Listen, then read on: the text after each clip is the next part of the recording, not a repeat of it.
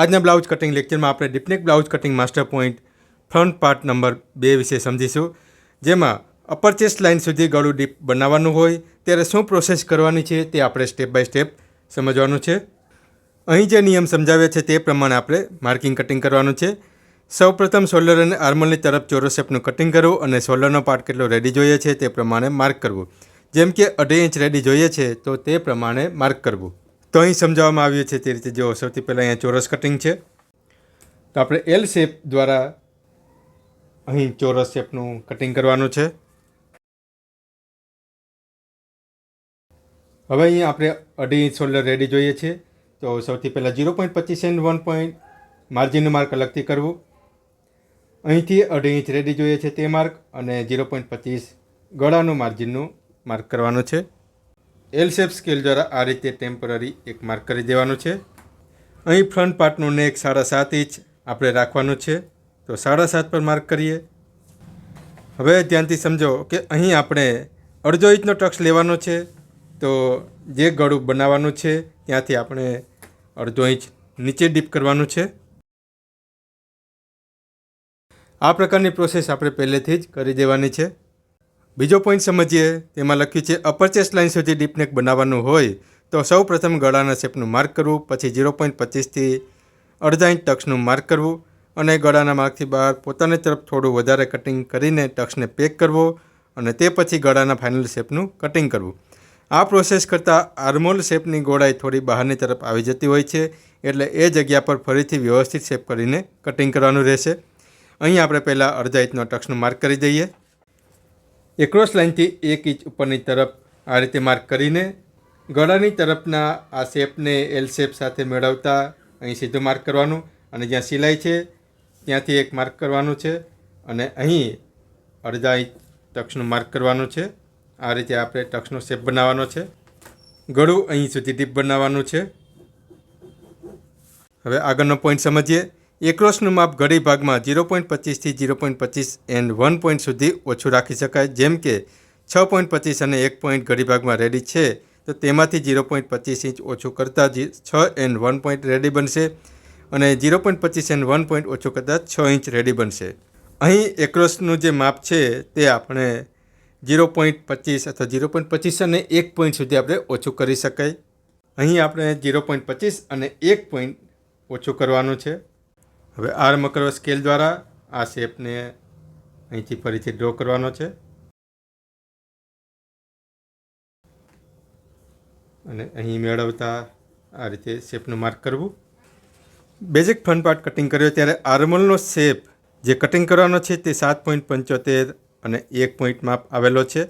હવે અહીં આપણે 0.25 અને 1 પોઈન્ટ અંદરની તરફ શેપનો કટિંગ કરવાના છીએ, તો અહીં જેટલું આપણે કટિંગ કરવાના છે તેટલું માપ વધી જશે. તે આપણે જોઈએ કે કેટલું માપ આવે છે.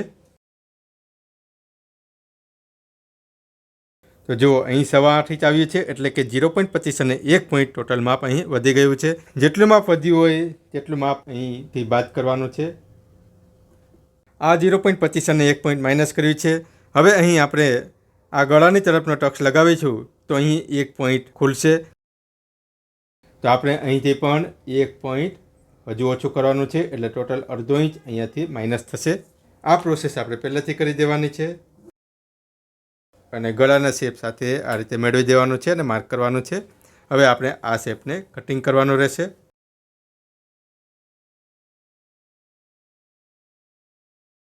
એક્રોસ લાઇનથી નીચે ગળું ડીપ બનતું હોય ત્યારે ગળાના ડીપના કારણે એક્રોસનું માપ પણ બહારની તરફ સ્પ્રેડ થતું હોય છે, એટલે અહીં આપણે 0.25 અને 1 પોઈન્ટ પહેલેથી માઇનસ કરી દીધું છે. જો આપણે આ પ્રોસેસ નહીં કરીએ તો અહીંયાથી આર્મહોલની તરફ જોલ આવશે, ક્રીજ આવશે, તો એ સમસ્યા ના આવે એટલા માટે અહીં જે પોઈન્ટ સમજાવ્યો છે તે પ્રમાણે તમારે પ્રોસેસ કરવાની રહેશે. હવે આપણે આ ટક્સને પેક કરી દઈએ.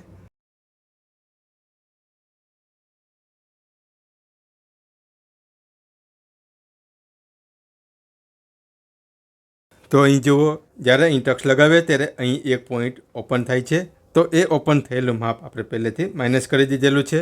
હવે અહીં આર્મહોલનો શેપ અનઇવન થયેલો છે, તો તેને મેનેજ કરવા માટે આપણે ફરીથી વ્યવસ્થિત શેપ કરીને કટિંગ કરવાનું રહેશે.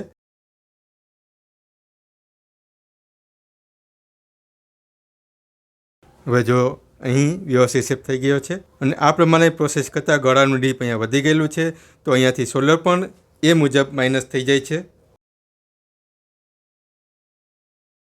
અહીં 0.5 ઇંચ સોલ્ડર રેડી બનશે. હવે આ રીતે સ્કેલને મેળવતા અહીં શેપનું માર્ક કરવાનું છે. તમારા ગળાનો જે શેપ બનાવવો હોય તે પ્રમાણે તમે માર્ક કરી શકો છો. હવે અહીં બીજું એ સમજીએ કે તમારે ગળાની બ્રોડનેસ હજુ અહીંથી વધારે જોઈતી હોય તો અહીં શોલ્ડરનું જેટલું માપ છે, જેમ કે અહીં 3 અને 1 પોઈન્ટ છે, તો અહીંયા પણ તમે 3 અને 1 પોઈન્ટ રાખીને આ રીતે બ્રોડનેસ બનાવી શકો છો. શોલ્ડરનું જેટલું માપ હોય તેના કરતાં અહીં ઓછું માપ ના રાખવું. જો તમે અહીં ઓછું માપ રાખશો તો ગળું અહીંયાથી ઢીલું બનશે. તો એ પ્રમાણેની સમસ્યા ના જોઈતી હોય તો અહીં શોલ્ડરનું જેટલું માપ છે એટલું માપ તો અહીં હોવું જ જોઈએ, અથવા તો તેનાથી વધારે હશે તો ફિટિંગ પણ એટલું સારું રહેશે. હવે નેક્સ્ટ પોઈન્ટ સમજીએ. આ રીતે પ્રોસેસ કરતાં ગળું ઢીલું નથી બનતું અને શોલ્ડરનું માપ પણ અંદરની તરફ આવતા માઇનસ થઈ જાય છે, પરંતુ બ્લાઉઝ પહેરતી વખતે તે મૂળ જગ્યા પર આવી જાય છે. અહીં શોલ્ડરનું માપ અંદરની તરફ આવી ગયું છે, પરંતુ જ્યારે કસ્ટમર પહેરશે ત્યારે શોલ્ડર જેટલું હતું એ પ્રમાણે કસ્ટમરની બોડી પર એડજસ્ટ થઈ જાય છે. હવે નેક્સ્ટ પોઈન્ટ સમજીએ. અપર ચેસ્ટના માપમાં લૂઝિંગ આપ્યું હોય તો એપેક્સ પોઈન્ટથી ગળાની તરફ ટક્સ આપવાની જરૂર પડી શકે છે. આ ટક્સ બનાવતા એક્રોસ અને અપર ચેસ્ટનું માપ ટાઈટ થતું હોય છે. હવે ધ્યાન રાખો કે કોઈપણ બ્લાઉઝમાં આર્મોલની તરફ ફરજિયાત ટક્સ આપીએ છીએ ત્યારે પણ અપર ચેસ્ટનું માપ ટાઈટ થતું હોય છે. એટલા માટે ગળાની તરફનો ટક્સ આપીએ છીએ ત્યારે નક્કી કરવાનું રહેશે કે એક્રોસ અને અપર ચેસ્ટના માપને કેટલું ટાઈટ કરવું. પરંતુ અહીં આપણે આર્મોલ ટક્સ નથી લગાવી રહ્યા, એટલે અહીં એપેક્સ પોઈન્ટ તરફનો આપણે એક ટક્સ લગાવવાનો છે. અહીં અંડરબસ રાઉન્ડના સર્કલની તરફ આપણે 0.25 ઇંચ સુધીનો ટક્સ લગાવી શકીએ છીએ, પરંતુ તે પહેલાં આપણે અંડરબસ રાઉન્ડનું સર્કલ કરવાનું હોય છે. હવે આગળના પોઈન્ટ સમજીએ. ગળાની તરફ એટલે કે આર્મોલ તરફ ટક્સ લગાવવાની પ્રોસેસ કરીએ છીએ ત્યારે એપેક્સ પોઈન્ટ પણ 0.25થી અડધો ઇંચ નીચેની તરફ કરવો પડે છે. જેમ કે એપેક્સ પોઈન્ટનો બોડી માપ 10.25 છે, તો 0.25 ઇંચ નીચે કરતાં 10.50 કરવો પડશે અને 0.50 નીચે કરતાં 10.75 કરવો પડશે. એપેક્સ પોઈન્ટથી ગળાની તરફનો ટક્સ લગાવતા નીચેની તરફ એટલે કે કમરની તરફ ઓપન કરવાનો હોય છે. તો તેને આપણે સમજીએ. સૌથી પહેલાં આપણે અહીં એપેક્સ પોઈન્ટનો જે માપ છે તે આપણે અડધો ઇંચ નીચે લઈ જવાનો છે. અહીં અડધો ઇંચનો ટક્સ લગાવીએ તો એપેક્સ પોઈન્ટ અડધો ઇંચ નીચે કરી દેવાનો છે. 0.25 ઇંચનો ટક્સ લગાવીએ તો 0.25 ઇંચ નીચે કરી દેવાનો હોય છે. હવે અહીંથી સર્કલનું માપ બનશે. અંડરબસ લંબાઈનું માપ 3.25 ઇંચ છે, તો અહીંથી આપણે 3.25 ઇંચ આ રીતે માર્ક કરવાનું રહે છે. એટલે હવે અહીંથી સર્કલનું માપ બનશે. આ જે માપ બન્યું છે તેને આપણે ફોલો કરવાનું છે. હવે અહીં સર્કલની તરફ 1 પોઈન્ટ આ માર્ક કરીને આ ટક્સને પેક કરવાનો છે.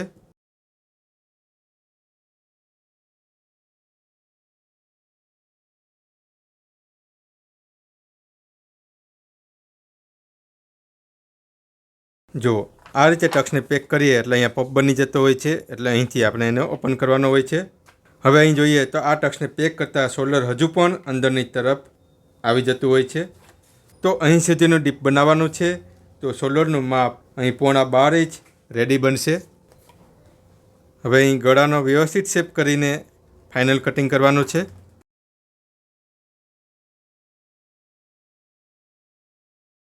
હવે અહીં સમજાવવામાં આવ્યું છે કે આ ટક્સ પેક કરીએ ત્યારે અહીંથી ઓપન થાય છે, તો અહીંયાથી આપણે થોડું કટિંગ કરી લેવાનું છે.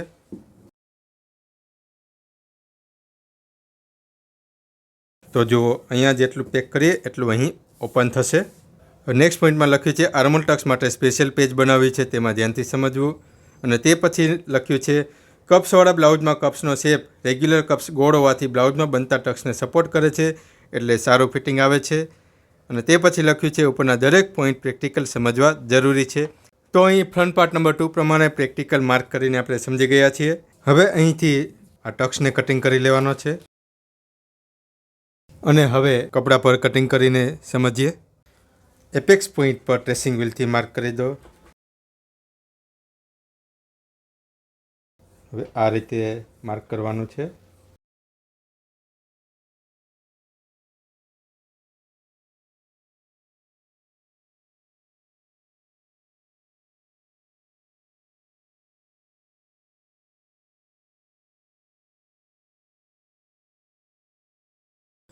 અહીં જે માર્કિંગ કરેલું છે તેની અંદરની સાઈડથી કટિંગ કરવાનું છે, માર્કિંગની બહારની તરફથી કટિંગ નથી કરવાનું. નહીં તો જો આપણે અહીંયાથી કટિંગ કરીશું તો માપ વધી જશે. એટલે અંદરની તરફથી એકદમ કટોકટી આપણે કટિંગ કરવાનું રહેશે.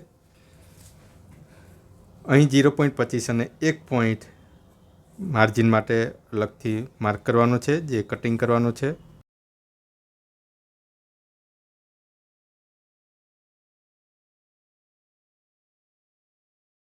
આ રીતે માર્કિંગ ના દેખાય એ રીતે કટિંગ કરવાનું છે.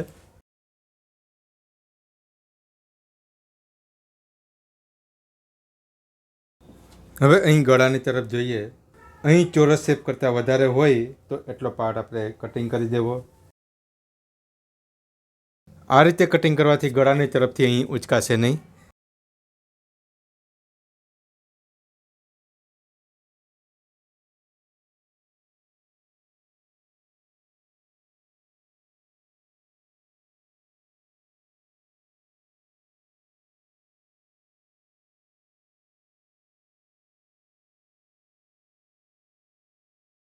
તો અહીં આ રીતે ફ્રન્ટ પાર્ટ નંબર 2 પ્રમાણે ફાઇનલ કટિંગ થઈ જશે.